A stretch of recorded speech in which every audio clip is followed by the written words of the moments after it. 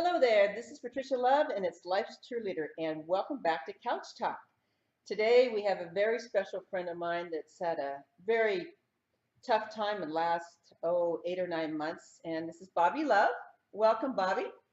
And I've understood that you had a very, very bad motorcycle accident. Not your fault, my understanding is that, but you pretty much could have died. So tell me kind of a little bit about that and what kind of a rough road it's been, because we have hundreds of thousands of viewers and we need to let people know that we don't want to give up. We have hope. And boy, I'm seeing you and I can see that you've had to go through a lot. So how do you keep going? But tell us a little bit about first how it started and just, had an accident and then tell us the next steps. Okay, well, I was in Miami. I was on a motorcycle, and a young girl went through the light and hit me.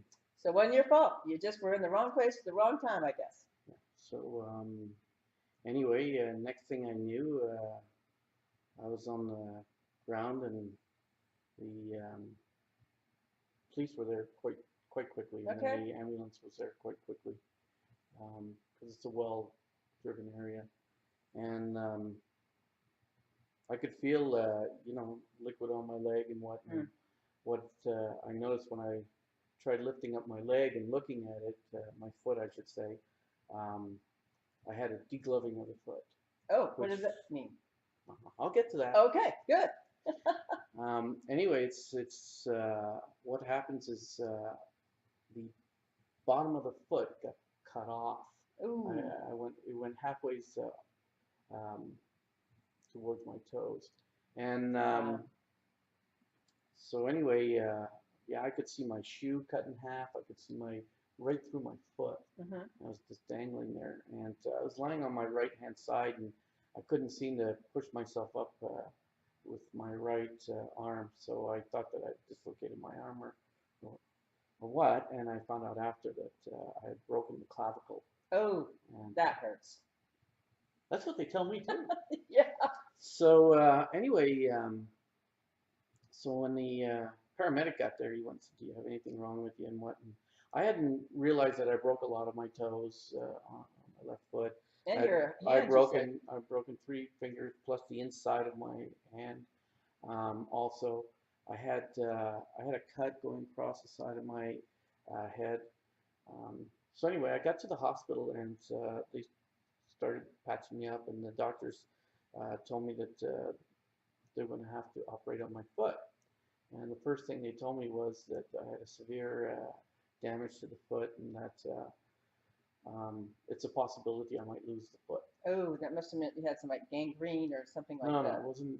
It hadn't gotten infected or what. Okay. It's just that the severity of the nerve being cut to the foot and what, it's like there was a strong possibility that I wouldn't have had use to the foot. Okay. And because the wound had it was a huge cut, the possibility of it reattaching was minimal. So when the doctor said this to you, They said I have a 1 in 10 chance of keeping my foot. so when somebody says something to you like that, what is your immediate reaction besides, like, ah?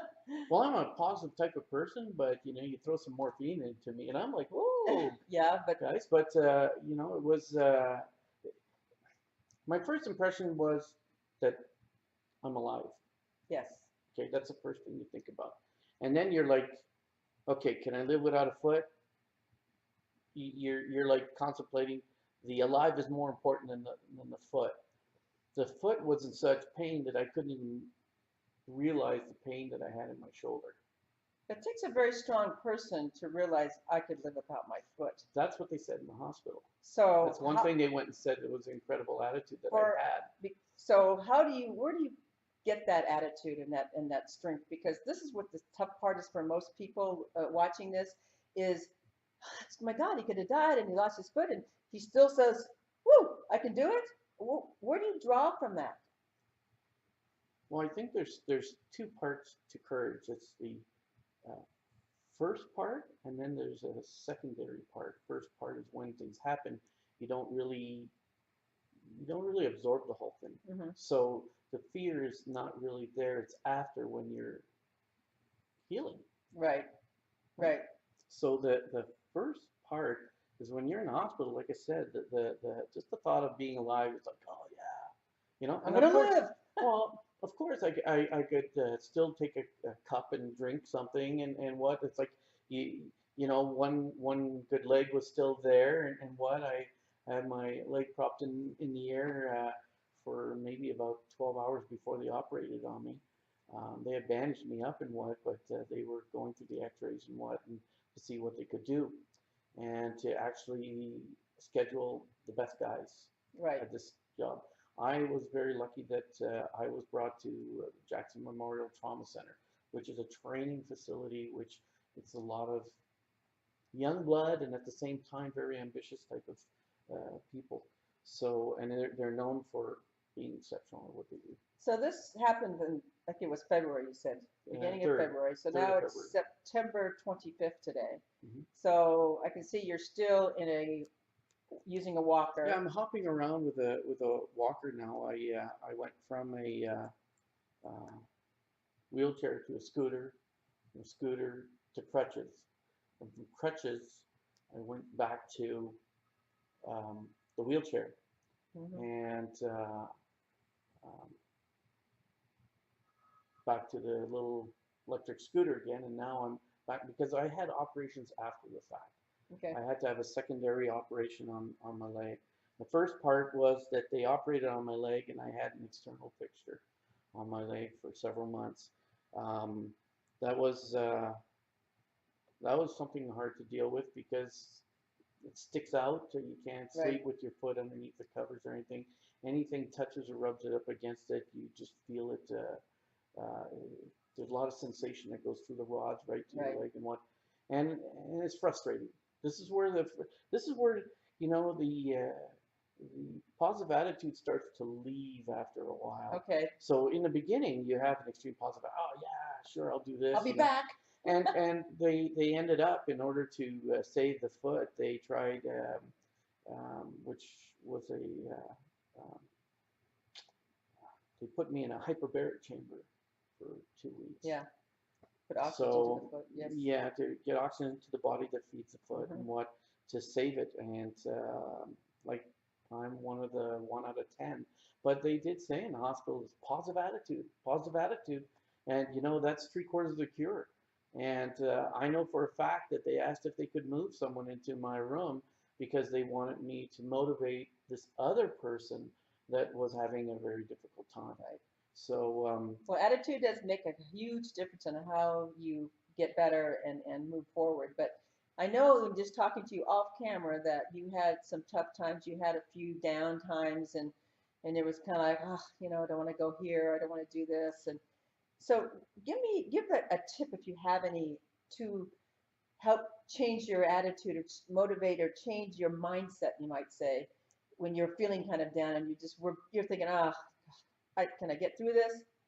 well, I force myself into scenarios because here's the thing: you get out of hospital, you're all excited, you want to go places. You get out, you get to a restaurant, you go places. Wow, this is great. And then after a while of doing that, you go and you say, it's just so much work. It's hard. It takes It's a lot of really energy. hard and it's so much work. And then you're like, oh geez, maybe I don't want to go out that often. Maybe I want to stay around the house more. And then That gets depressing, right? exactly. And then what I did was I got myself a small boat, like a project to want to work on. That is something that motivates you, but at the same time, it's something that was extremely hard. I haven't gotten to complete Right. the project. And so in any case, but it was a motivational piece, it's like, okay, I've got to get this done, I've got to do this. And then it gets to your whole life is surrounded by going to your rehab, seeing your doctors. Then the doctors say, okay, we need to do another operation to take the pins out and what. Then another operation to take out the brackets that are inside the leg. And then another go for an operation on the shoulder because that wasn't operated on because they didn't want to do both at the same time Right. because it's too much trauma for the body and it would have been mentally extremely hard for So it someone to sounds do. like you by changing your mindset, you just created some kind of a motivation in your mind or a project or something to look forward to. You always got to. You always got to change things in your life, and you always got to. You get bad news all the way through. Uh, will I play golf? No. Will you be able to go bowling? No. Horseback riding? I don't think Nope. so. You know. So you get all these things, and then you go and you say, "Hey, what have I not done? What is there out there that I can do?" You know.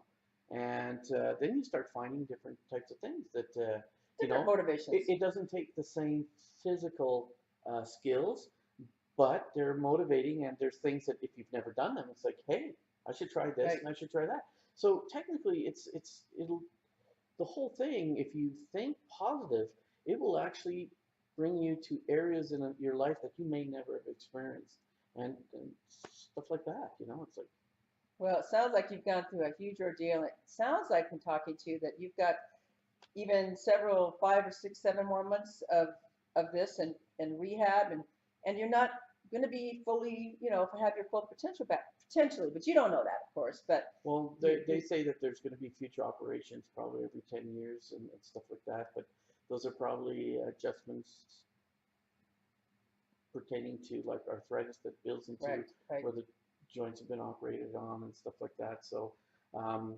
I'm not afraid of operations and what because technology today is pretty good. So and people shouldn't be nervous about those kind of Okay. things.